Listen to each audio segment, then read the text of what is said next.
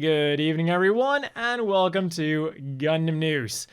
And let's start off with the thing that had every Gunpla fan up in arms this week. Bandai announced that for the first time in over 40 years, they're increasing the price of Gundam model kits. A change that will go into effect on April 1st. And this isn't an early April Fool's joke, that is just when the Japanese fiscal year begins. But still, for most kits, it is within the range of $1 to $5, with the only real outliner that I've seen so far being the Master Grade Extreme Strike Freedom Gundam, which became $10 more expensive. So, all in all, I wouldn't say it's anything too egregious, and in fact, and this might be somewhat of a controversial opinion, I'm not even all that surprised by this price hike, considering how literally everything else has been skyrocketing in price as well. Here's how I look at it. I've always thought that Bandai was amazing for reprinting older model kits at the same price that they were released so many years ago. Because I have seen other companies reprinting model kits, but oftentimes that would be accompanied by a price hike. So on my scale, Bandai has gone from being amazing to just becoming the new normal, because you tell me something in the past 40 years that hasn't gone up in price. Reality just sucks sometimes. And you know what also sucks? The European P Bandai store, or to be more precise, the French premium Bandai store, because for some reason, they only ship to France. And from January 21st, it'll be temporarily closing down to prepare and provide a more satisfying shopping experience. And honestly, I am not surprised by this whatsoever. Whenever I stumbled upon the website, I would always see the same old premium Bandai kits up for sale / pre-order, and of course, the biggest piece of straight up bullshit was that they only shipped to France, which makes absolutely no sense for a big boy company like Bandai, because shipping inside of the European Union is the easiest thing to do. It's for some reason, premium Bandai America being yeah, we're only going to ship out our model kits to Delaware. But they expect to take a year to give us a more satisfying shopping experience. And to be honest, I am kinda looking forward to this return just to see what happens, because in that year, the new factory is going to become operational, and, it can't really get any worse. So, yeah. And talking about premium Bandai, both the high-grade Delta Zayin and real-grade Akatsuki Gundam Shiranui pack plus high-grade Zeus silhouette connection parts have gone up for pre-order. And here's something that I wasn't expecting. I thought that the Shiranui Akatsuki was going to be a complete set, but when I looked at the price, 4,400 yen, 28 US, I quickly realized that we were not going to be getting the Akatsuki Gundam itself with this set. We are only getting the Shiranui backpack, plus some accessories like stands for the Dragoons and those connector pieces. And we do also get some really cool moving pieces on those Dragoons. For the Delta Zayin then, the thing goes for 7,700 yen, 50 US, and also comes with a nice amount of accessories. Mostly for the shield. It's got optional clear red psychoframe parts, and it can be transformed into funnel mode.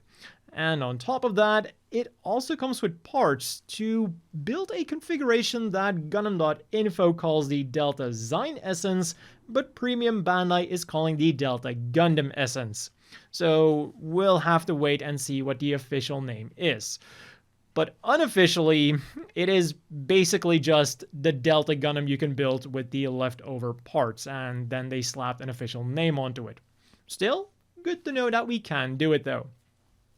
On the figure front, meanwhile, the first thing that we got were pre-orders for the Jumbo Soft vinyl figure SD G3 Gundam. This cute thing can be yours in April for 16,500 yen, 107 US, and comes with some minor articulation, a beam saber, a beam rifle, a shield, and, well, that's it.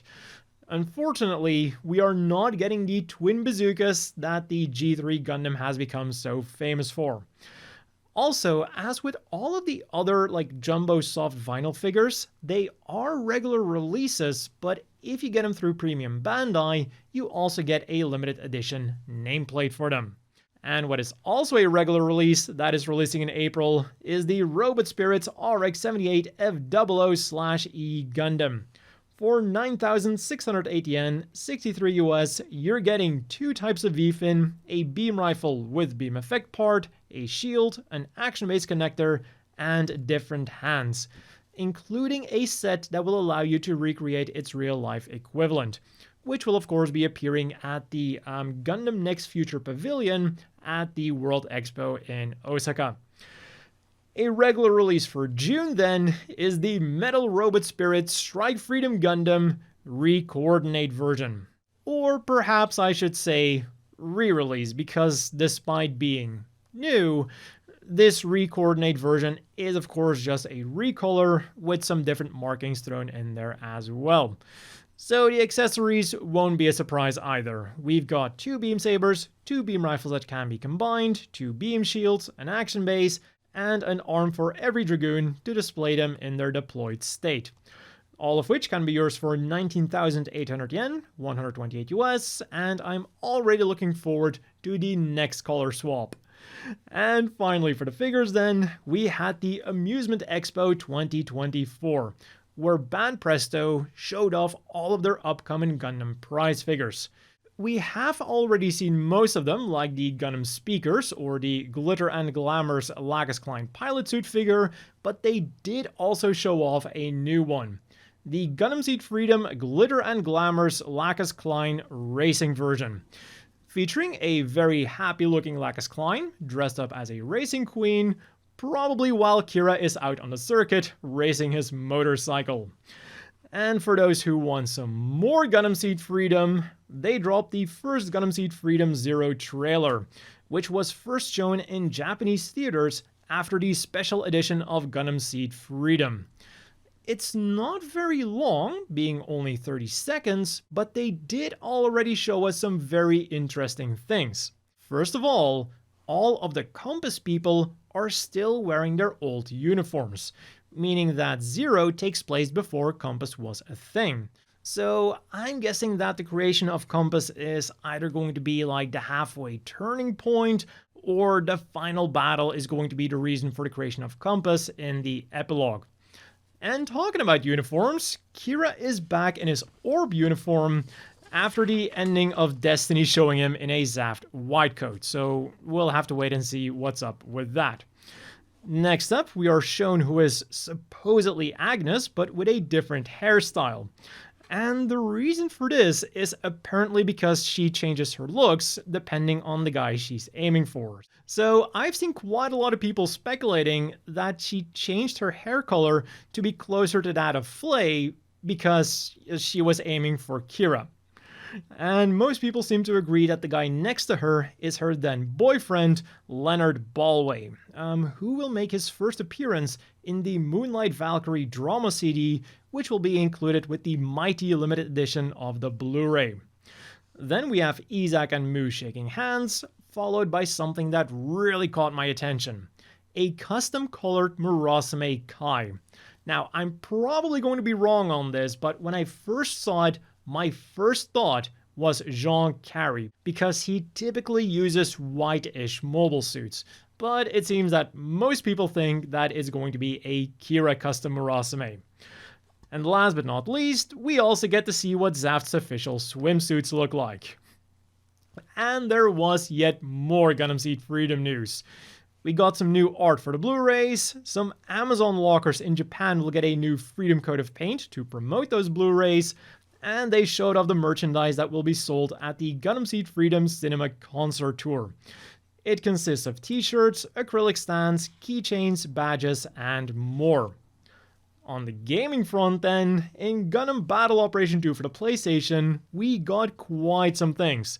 Because not only has the Gundam G First joined the fray, but they also got a bunch of balancing adjustments and a custom parts request campaign. Simply put, you can now vote on your favorite custom part, and the ones with the most votes will get a drop chance after 10 consecutive supply drops. On Steam, meanwhile, the mass production type Double Zeta Gundam has appeared on the battlefield. In UCN Gage, we got an event unit assembly for the UR Char Azimuth from the OG Gundam and his custom Gelgoog, as well as a Total War event and combat augmentation operations for UR custom tickets, UR enhancement points, and more. For Requiem for Vengeance then, the Red vs. Blue game mode has become available in Fortnite. If you want to try it out for yourself, the island code is on screen, and I'll also have it linked down below. But I will warn you, a lot of the news websites seem to be hyping it up, but the fan reaction can be summed up by underwhelming, at least from the Gundam fans that I've seen so far. And I think this mainly boils down to one thing. They were really hyping up the ability to pilot a mobile suit on this map, but you're not really piloting it. If you get to summon your side's mobile suit to the field, it just lumbers around a bit, stops, lets you choose from a handful of predetermined buildings to shoot at, and then rinse and repeat until it inevitably despawns. I'm sure that this is a neat gimmick for people who were already playing Fortnite, but I'm sure that the people who decided to just check it out for the Gundam map were left wanting more. Moving along to our final gaming topic then, Bandai Namco Online. Remembered by everyone for completely botching up Gundam Evolution and Blue Protocol, and then subsequently going bankrupt to absolutely no one's surprise. And it has now been announced that on April 1st, it will be merging into Bandai Namco Entertainment, and I really hope that they're just doing this to maintain their existing games, because, you know, Bandai Namco Online went bankrupt for a reason. In other news then, to celebrate the 45th anniversary of Gundam, a special best-of soundtrack album will be released, and you can vote on which soundtracks you want included, links down below. In Japan, voting has begun for the Audience Award for the 12th Gunpla Builders World Cup. On the 23rd and 24th, the Hiroshima Hobby Show 2024 will be held, and Bandai will be holding a Gunpla exhibition plus assembly experience there. From December the 21st until January the 13th, the Giant Robot exhibition will be hitting Ikebukuro's Sunshine City, and Char has appeared in a commercial for the AirDog X8D Pro, a new air purifier that claims to boast 3 times the performance of the standard X5D air purifier. 家庭用モデルの3倍の正常能力。エアドッグよ、見せてもらおうか。3倍の性能とやらを。As for the things you could get this week then, we started off extremely expensive on the 16th. Because not only did we get a restock for the Metal Robot Spirits Rising Freedom Gundam, which goes for 19,800 yen, 128 US, but we also got the Gundam Universe Gundam X, which comes with a beam rifle, beam saber, and shield for 4,950 yen, 32 US. And on top of that, we also got the massive Soul of Chogokin Gundam Tryon 3. Marking the first time that a Gundam is part of the lineup. We have gotten like Gundam Chogokin figures in the past, but never a Soul of Chogokin figure. And for 39,600 yen, 256 US, this thing is quite the set.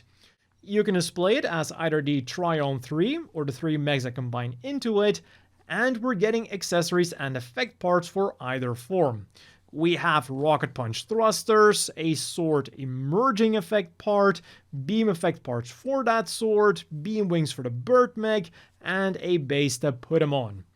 It ain't cheap, but fortunately it is very impressive.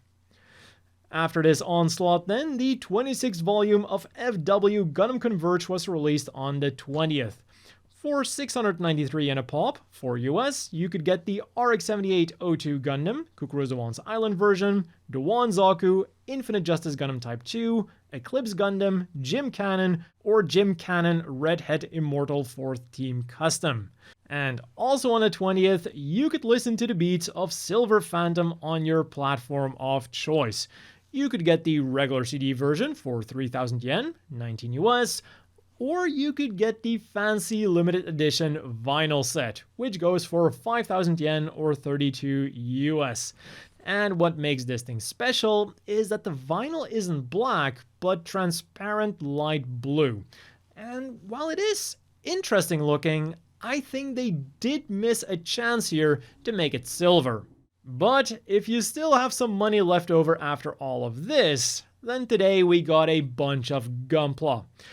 There's the option part set Gunpla 13, Gunpla Battle Arms, which is a re-release of the weapon and joint set, going for 880 yen, 6 US. There's the BB Senshi ZGMF Zaku series set, consisting of the Blaze Zaku Phantom Heine Custom, Blaze Zaku Phantom Ray Custom, Blaze Zaku Warrior Mass Production version, and Gunner Zaku Warrior Luna Maria Custom, all for 3,520 yen, 23 US. And then the big release, quite literally, was the high-grade Destiny Gundam Spec 2 and Zeus Silhouette, going for 7,920 yen, 51 US. The Destiny Gundam Spec 2 won't have too many surprises because it literally is just the standard Destiny Gundam, but with a different color scheme, whereas the Zeus Silhouette is of course completely new. And it does look quite interesting with the Destiny Gundam, especially on the box art. For this week's reading material then, there was the English ebook version of 10 Essential Techniques to Achieve Absolute Mastery of Gunpla, Entry Grade Strike Gundam Edition, which became available on Amazon US, UK, Canada, Germany, France, Italy, Spain, and the Netherlands. Next up, there was the re-release of the third volume of Plamo Wars through Fukan, and we got another excerpt from the December issue of CG World, which focuses on Gundam CG. They show off some of the concept art for the Zaku 2 and the Gundam X, as well as some CG renders. I'll have the full thing linked down below, but it is of course in Japanese only. On to this week's apparel news then, where Strict G kicked things off on the 15th with pre-orders for 2 new collections. First up from G Gundam, we are getting these upcycled down jackets, styled after either Domon Kashu with red on the inside or Master Asia with purple on the inside. They go for 28,600 yen each, 185 US, and will be available in physical Strict G stores on the 23rd. And the second collection is a bunch of Witch from Mercury things, which you can combine with those jackets that recently got released. For 4,730 yen each, 31 US, there's a white Soleta and Asticasia t-shirt, a white Mirine and Gundarm t-shirt, a black Ariel Rebuild t-shirt, or a white Gundam Calibarn t-shirt. And for 9,680 yen each, 63 US, there's a black Ariel Rebuild hoodie or a gray Calibarn hoodie. And these are all slated for a November 30th release. And then just today, pre-orders began for 2 new sets of Gundam-inspired socks. There's the logo set, consisting of white socks with the Zeon logo, gray socks with Char's logo, and blue socks with the Federation's logo. And then there's also the Haro set, consisting of the same colors, but now with a Haro on them.